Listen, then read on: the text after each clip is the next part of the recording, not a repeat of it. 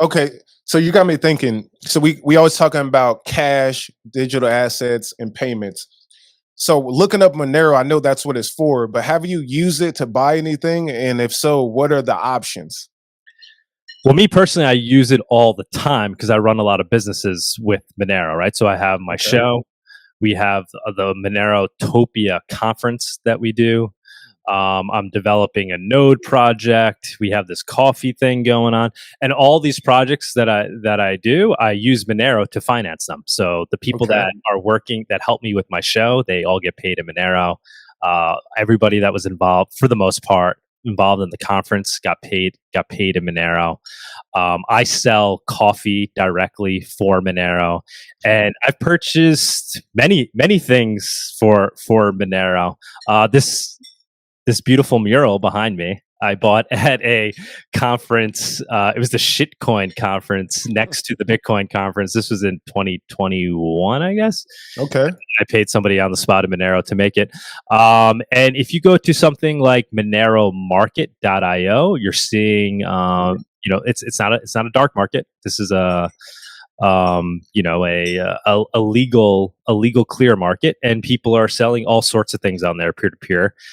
I'm actually building my own Monero-based marketplace, very similar to Monero Market, and it's out of this need that I'm seeing. Right, we're seeing a lot. There's Telegram groups that people are using to show things that they're looking to buy or sell for Monero.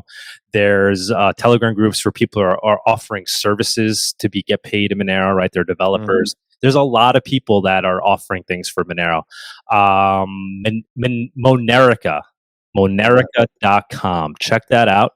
Great guy from the Monero, How do you spell that? like America, but Monerica, Ah, M-O-N. Yes, just sound it I out. see. Yep. Monerica. I'm Um, like, yeah, and Monero. Okay. that's a great resource where it lists pretty much every site, website, service, anybody that's accepting Monero. And you'll see there's a ton. Um, Cool. and then going beyond that, which it doesn't list, I don't think it lists, is all the dark markets, right? So it's Yeah. controversial. You could say what you want about it. I, for one, am kind of you know an agorist, let's say. I very lean much in that direction politically, Mhm. and so I believe in agorism and the free market and the ability to people to buy and sell things and services as they wish, as long as they're not hurting other people. Right, these Yep. victimless crimes. So, granted, there's a lot of scary things that happen on these dark markets. But my point is, the people that are on there, most of them, unless they're idiots, are using Monero, and they're using it out of a need, right? Because Mm. if they use Bitcoin, if you're a vendor and you're accepting Bitcoin, or if you're purchasing something on a dark market and you're paying with Bitcoin, you're leaving a permanent trail every time you make a transaction. It's just probably not a smart thing to do if you're buying something that might be considered illegal in your jurisdiction. And so that's where we're really seeing an uptake organically in Monero usage. It's not asking people to use it, and just people in the Monero community that want the price to go up using it because they just want to see the price go up and usage go up. People are actually using it out of a real need, because if they use something else, they're endangering themselves. Okay, so I'm typing in some of these links here, and I want to go back to one Monerotopia. That one sounds amazing, and it looks like y'all was in Mexico City, right? Can you talk to us about the adoption of, I guess, Monero in Mexico City, or how that last conference went?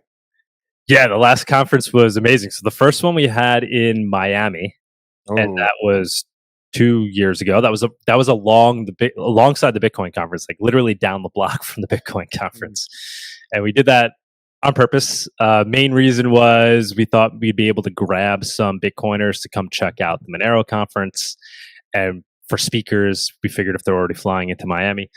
And so that first, what we ended up realizing though is most of the people that attended the conference didn't even go to the Bitcoin conference. They just came in from all over the world just to go to the Monero one. So we're like, all right, ah, we don't need to be in Bitcoin Shadow. We don't need to be in Miami paying $400 a night for a hotel room.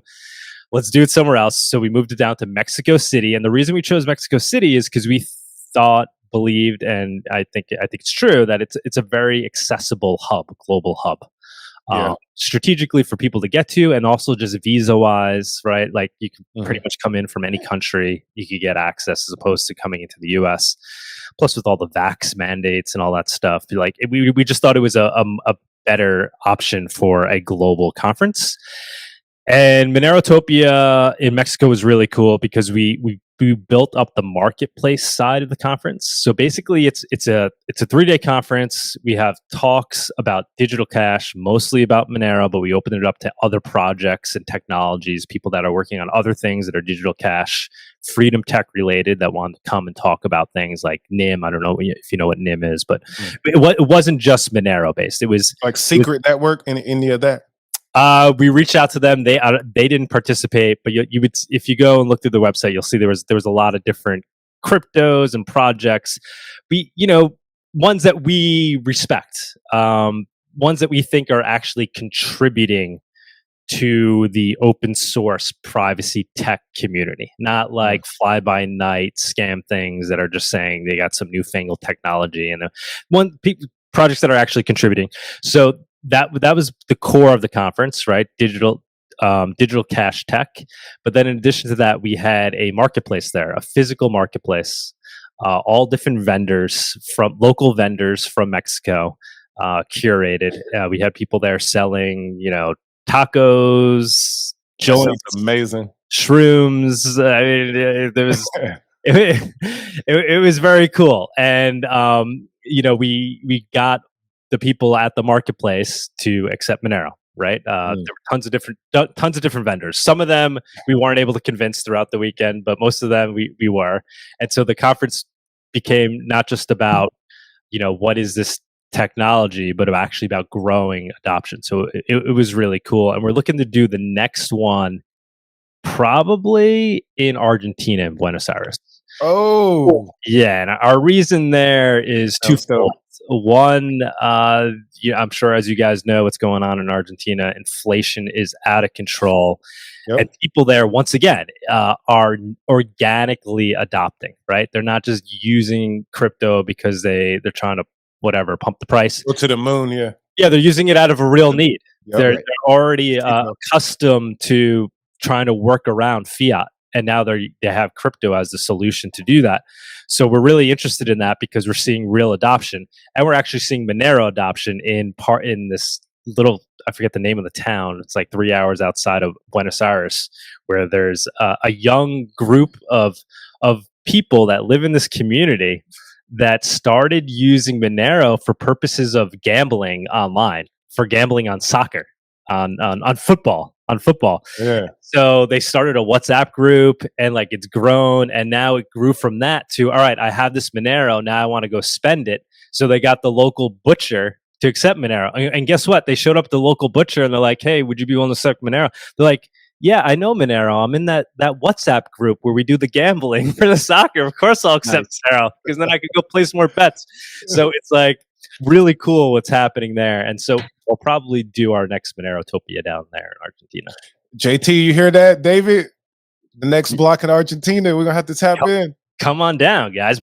You just watched a clip from episode 68 of The Next Block. If you enjoyed that clip, hit that like button, hit the subscribe button, share it with a friend, and let us know down in the comments below what your favorite part was and what you think of Monero and privacy cryptocurrencies. If you enjoyed the clip and want to catch the entire interview, check out the video description down below for a link to the entire episode. To support the podcast even further, check out the video description down below for a link to our Algorand donation wallet. This wallet accepts most Algorand standard assets and is a great way to support the podcast. The next handful of weeks on our live show have a bunch of great guests, including Tony Edward from Thinking Crypto, Stacy Warden, the CEO of the Algorand Foundation, Anthony Scaramucci of Skybridge Capital, and so many more guests. So be sure to subscribe, ping that notification bell, and we will catch you in the next episode. Thanks.